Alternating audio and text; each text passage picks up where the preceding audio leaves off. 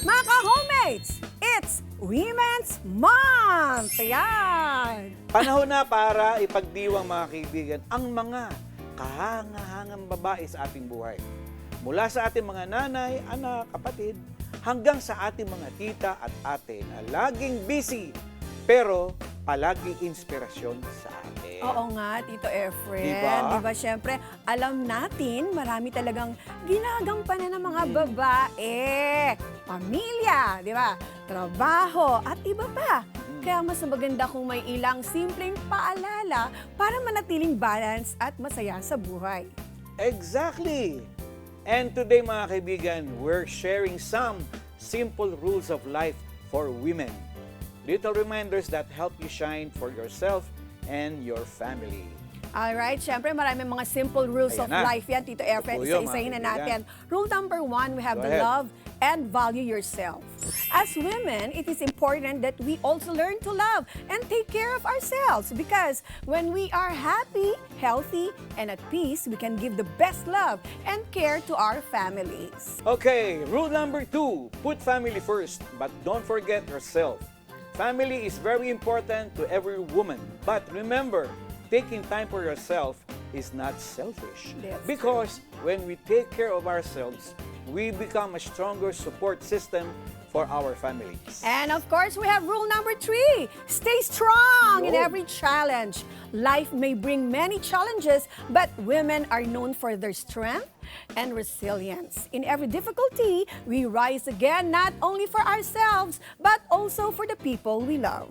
All right, rule number 4, lead with kindness and understanding. At home, understanding can make a big difference. Simple acts of love, patience, and compassion help build a stronger and happier family. Yes, yes, yes. Rule number 5. Be proud of the woman you are. Yeah. Every woman plays a unique and meaningful role in the family and in society. So let us take pride in who we are and continue to inspire the people around us. And that's why, ladies and gentlemen, we're so excited to hear from our guest today. We will be talking about how these simple rules actually play out in real life and getting their insights on balancing family work and self-care. Ayan, hindi na natin patatagalin pa kasi we have a lot of guests ngayong umaga, mga ka-homemates. First, we have an educator, a public servant, and chemical specialist. She champions chemical safety, environmental protection, and family health, inspiring women to lead with knowledge and courage. None other than PCMS Maria Shasha Corniles Bayo. Ayan, Ma'am Shasha. Hello. Morning po, ma'am. Hello ma'am, good morning. Good morning At good po. morning po sa lahat ng ating mga manonood. Okay, she also advocates for the care and dignity of our elders at GSIS, an accountancy and MBA graduate who values order both in work and at home. Please welcome Miss Evangeline A. Valencia. Good morning, ma'am. Good Good morning, morning. sir. Thank you for having us here. All right, and of course we have the CEO and You know. founder of the Belle de Jour Planner, a Oh. brand that has helped thousands of women organize their lives, set meaningful goals, and pursue their dreams. She is also a motivational speaker who inspires women to live with purpose and confidence. Please welcome Miss Darlene T. Nilo. Hi, Ma'am Darlene. Good morning, ma'am. Good morning. So, alright, Tito Efren. Yes. Okay, so umpisa na natin itong ating talakay, mga kaibigan. Siyempre. Let's start with our rule number 1. Oo nga. It says, love and value yourself. Ito po ang tanong. Oo. Paano mo napapanatili ang self-love at self-care kahit sobrang busy mo sa pamilya at trabaho? Ang gandang tanong, for someone like me na working mom, I have 2 growing kids, isang Oh. 17 tsaka 10. And aside from that, ako yung primary caregiver ng parents ko. Talagang struggle, as in challenge yung ibalanse ko yung buhay ko, yung para mapanatili ko yung aking well-being. Ang ginagawa ko, self-care nga, tulad ng itong ating topic. So, yung self-love kasi, hindi naman ibig sabihin grandiose, kailangan mong mag-shopping, pumunta ka sa mga aesthetic center para magpaganda, no. Magkaroon ka lang ng time for yourself. Tapos yung attitude mo maging count your blessings. Yon. Paano naman po ang simple pero epektibong paraan para mapangalagaan ng mga babae ang kanilang mental and emotional health? I think sa mental and emotional health, important talaga na merong moments in the day, kagaya sa sinabi in terms of time, that you create time for yourself. So, something simple, like I experienced this during the pandemic, I mean, yung longer, you take a bath longer. So, yung quiet time, di ba? Yung parang tatagalan mo lang yung pagligo mo. Parang just that quiet time. So, you look for moments during the day. Kasi if iipunin mo po siya na hanggang weekend, minsan sumusobre na umaapaw na So, that's very important. Number 2, sleep is very important. Yes. People always underestimate how important sleep is. Minsan minsan pagkain or scroll lang sa Facebook or kung saan kasi parang yun yung to decompress, 'di ba? Pero sleep is really the most important thing. So you really have to take the time to sleep. So very basic, and the number 3 of course is to eat properly. Nakakalimutan yun kasi talaga natin yun minsan to dahil Minsan sa wala na sobrang oras. busy, wala na sa sa oras. which is mali. Correct.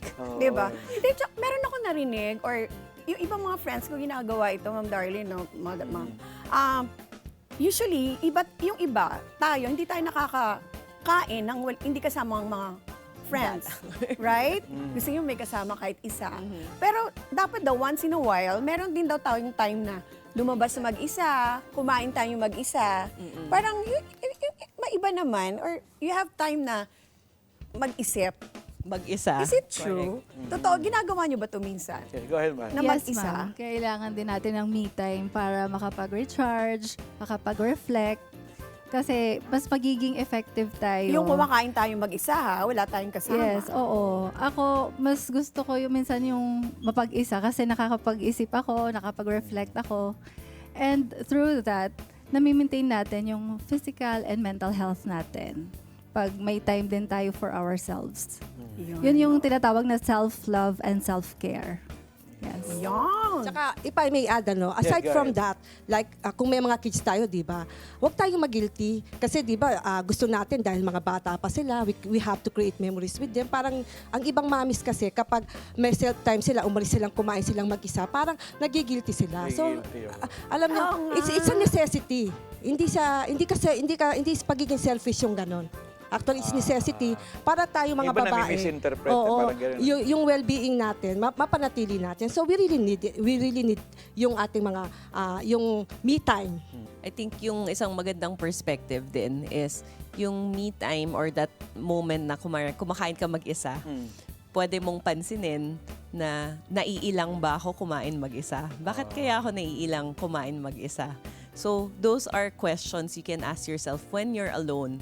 And bakit ito importante? Kasi kailangan mo makilala yung sarili mo. Kasi minsan yung number 1 thing nawawala ng mga moms is they lose their identity when they become moms. And siguro yun yung kailangan nating alalahanin pag dahil sa may anak din tayo. Gusto ba natin mawala yung personality and identity ng mga anak natin? Yes. So we have to do the same to ourselves kasi we have to practice what we preach. Oo diba? nga. Okay, so andito na tayo sa, after rule number 1, we have rule number 2 naman. So, Okay. put family first, but don't Ayan. forget yourself, di ba? Paano mo nababalanse ang oras para sa pamilya at sa sarili? Napakahirap na question yun.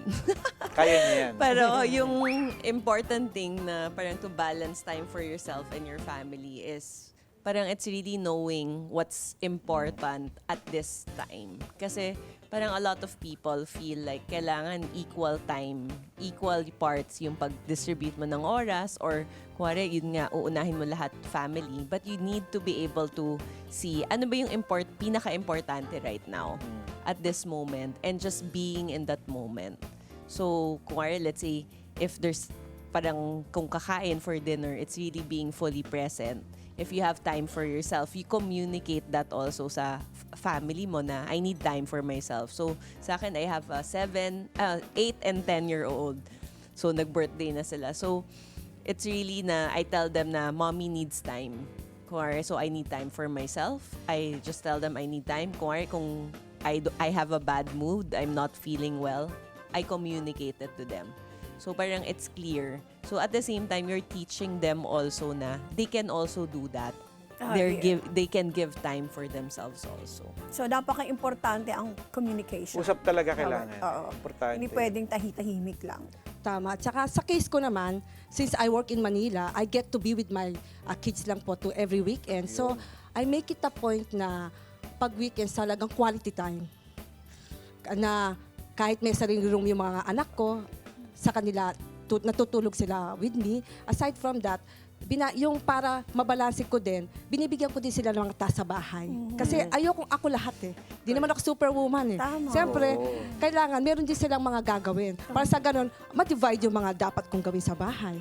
Ako naman, kailangan magkaroon ng balance kasi mahirap nga Yeah, naman. Di mo mapagsasabay-sabay lahat. Through discipline, yung proper time management, and of course, having clear priorities will help, especially yung support ng family. Ngayon, ibahin naman natin yung senaryo, no? May tips ba kayong maibibigay para naman sa mga nanay at asawa na yung pakiramdam nila parang lagi nauunang pamilya sa kanila? Okay, Parang nag-iisip, ba't nauuna palagi ang Oo, pamilya sa kanila? Parang Oo nga, lalo na sa kultura nating Yun, Pilipino, yun, di ba? yung Filipino Oo. culture natin. Tayong mga nanay, ilaw ng tahanan, so much is expected from us. Yes, yes. Yun. Kaya tulad ng sinabi ko na kanina, hindi tayo dapat mag-guilty kung ang sarili naman natin ang iisipin natin. Kasi kailangan natin yan, kailangan ng well-being natin ayos. Kasi tayo yung source of strength. Kapag ang nanay ay, alam mo, pagod, stress, pundido na, anong mangyayari sa tahanan, di ba? So kaya kailangan para yung ating well-being po ay laging ayos, yun, kailangan tayong mga nanay, wag tayong mag-guilty, magkaroon tayo ng time for ourselves at i-communicate natin sa ating mga kapamilya para hindi naman nila ma-misinterpret na nagiging selfish naman tayo. Sa akin naman, pag nararamdaman na po yung feeling na nauubos ka or parang sumasama na bakit pamilya ko na lang palagi, big sabihin, umaabot na po yun sa point ng may resentment. And dangerous po yun. So kaya Baga yung naka-red flag. nag-red flag na po oo. yun. Kasi ibig sabihin, umaabot na sa point na ubos ka na nagbibigay. So hindi yun parang, it's not a good feeling. It's not a good place to come from. Kahit when you're taking care of your family. So it's very important that you're aware, and that's why important yung communication earlier, I Yes. said. And then awareness sa self din. And actually, for me, it's very important that actually you prioritize yourself even before the family. Kasi diba yung sa airplane, yung pagbabagsak, diba? Na yung sa mask ka. yung sa mask, Oxygen Yung mask ka. oxygen. unahin mo yung sarili mo bago Correct. yung Katabi mo. yung anak mo Ikaw muna So, medyo kumukontra po ako ng konti doon. Pero yun talaga yung kailangan mong gawin. Kasi what if mahimatay ka before mo maabot? Yes, tama. So you Oo have naman. to do that and you have to be very self-aware. So medyo yun lang po yung practice na awareness, balanse, kasi hindi naman pwedeng ako, diba? Pero may awareness lang po. Yes, would like Ako to add. naman, gusto ko lang mag-add, no? Kasi you cannot give to others what you don't have. So, kailangan, mahalin mo muna yung sarili Sarili mo, mo. Yun, alagaan parang- mo yung sarili mo para mabigay mo yung 100% mo for your family and of course, doon sa mga tao na pinagsisilbihan mo rin. Tama nga Ako, as a naman. public servant. Tama Very nga important naman. yan. So, ito nga po, sa mga mahihirap na araw, paano nyo pinananatili ang energy at motivation para sa pamilya Yan, at importante sarili? yan. Lagi ko nire-remind ang sarili ko para kanino ka bumabangon. Yun. Yun ang nagmo-motivate sa akin na para kahit pagod na ako, kailangan kong magtrabaho kasi may mga anak akong umaasa sa akin, meron akong mga magulang na inaalagaan ko. So, yun po ang isa sa mga motivation ko, yung pagmamahal ko sa aking pamilya. So, yun yung talagang palagi nyong iniisip. Yes, lagi ko nire-remind ang sarili ko para kanino tong mga ginagawa ko. Is it worth it? Very worth it po. Yung pagmamahal ng mga anak ko, ang conditional na, ang tingin nila sa akin na ang buhay nila ay wala kung wala ang mami, na Yes. laging Napakasarap nanay. ng sa Opo, pakiramdam. very rewarding. Yes. Lahat ng pagod, puyat, everything, sacrifices, it's all worth it. Ayun, napakasarap pakinggan. It's Para worth yun it. yun ano eh, they say na yun yung parang pinaka-reward nyo eh, no? Yes. So, Yun eh. paano kaya yung naisip ko lang, paano yun pag mag-isa ka na lang sa buhay? Yun oh. Well, Paano pagising mo? Kaya Para dapat- kanino? Kaya dapat maging independent ka rin. Ayun, Oo. di ba? Hindi ka nakadepende sa iba para in case man na, kasi di ba may hindi naging successful na marriage. So pag independent ka, kaya mong tumayo para sa Yun. sarili mo. Lalo na Yes. yung paging malayo yung... Siyempre, mga anak natin lumalaki. May nagkakaroon sila ng kanya-kanyang pamilya. So, di ba, lumilipat sila ng bahay. So, Iwanan na kayo ng oo, mga di ba, anak. dumarating yung minsan sa ating mga magulang, malungkot na party, minsan iniisip mo, oh, one of these days, magkakanya-kanya na sila, maiiwan na lang kami mag-asawa. Or minsan, di ba, mauuna ang isa sa inyo, so mag-isa ka na lang. Parang ang hirap din, di ba?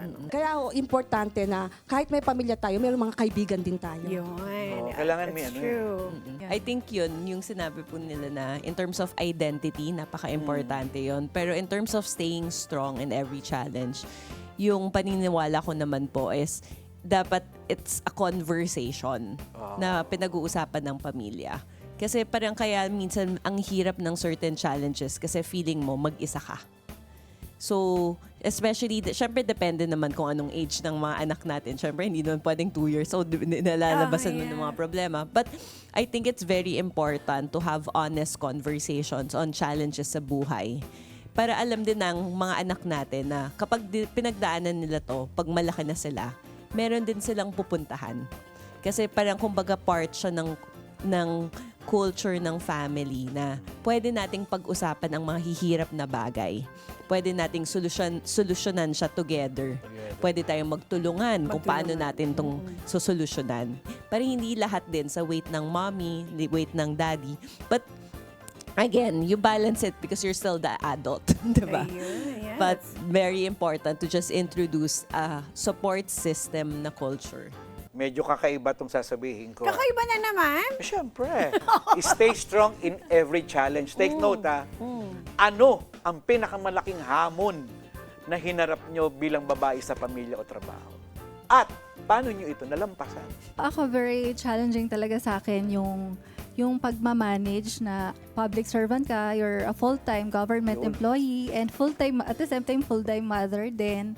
So, yun yung naging challenge sa akin. Tapos, syempre, continuous din yung pag-aaral ko. Nakatapos ako ng 3 degree. Wow. Yung college, apart from nung chemical engineering, nung nasa PNP na ako, continuous yung learning ko. Nag-aral ako ng BS Criminology and Bachelor of Secondary Education. Wow. Yun, continuous, and nag-master's degree ako. So, para sa akin, yung pagiging mother is hindi yun hadlang para i-continue natin yung mga pangarap natin, Yes. aspirations natin sa buhay natin. Yung learning is a continuous process. It's a lifelong process, and yung the day na you stop learning is the day also that you stop growing. Yun yung pinapaniwalaan ko. Kaya if you want na hindi ka ma-leave behind, kailangan continuous lang yung learning natin.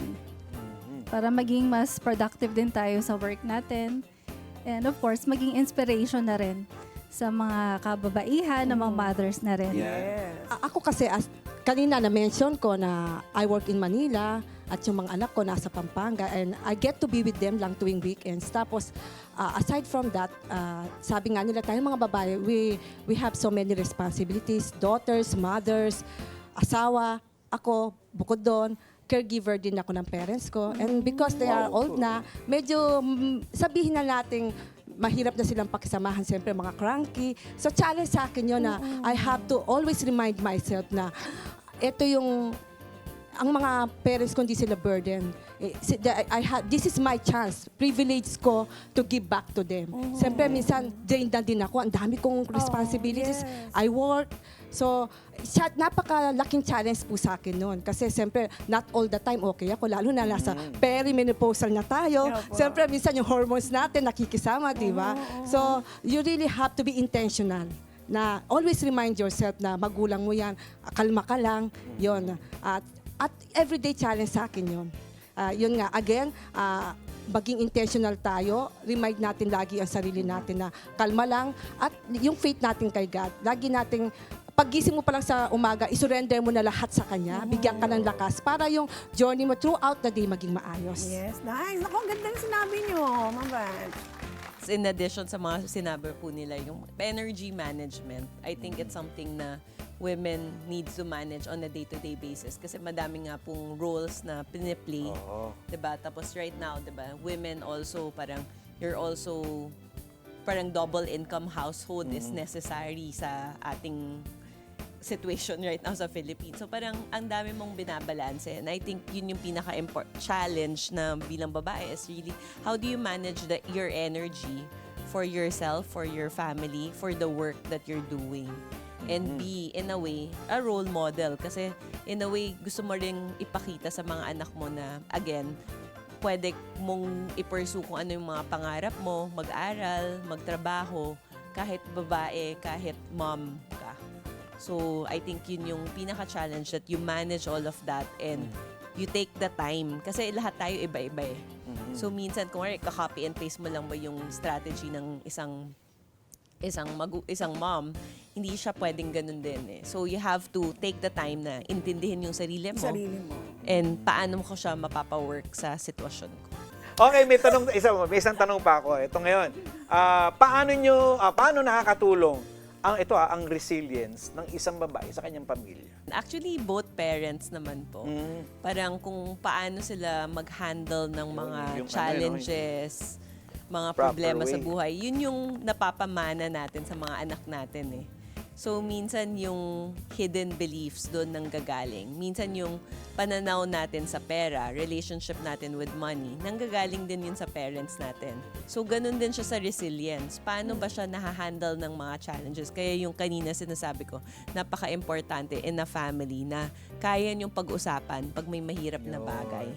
So, there should be an honest conversation na minsan kailangan rin nating mapakita sa anak natin na hindi tayo perfect, hindi tayo superwoman. Tama. And then, at the same time, sometimes we don't have all the answers. And that's why we're asking for help.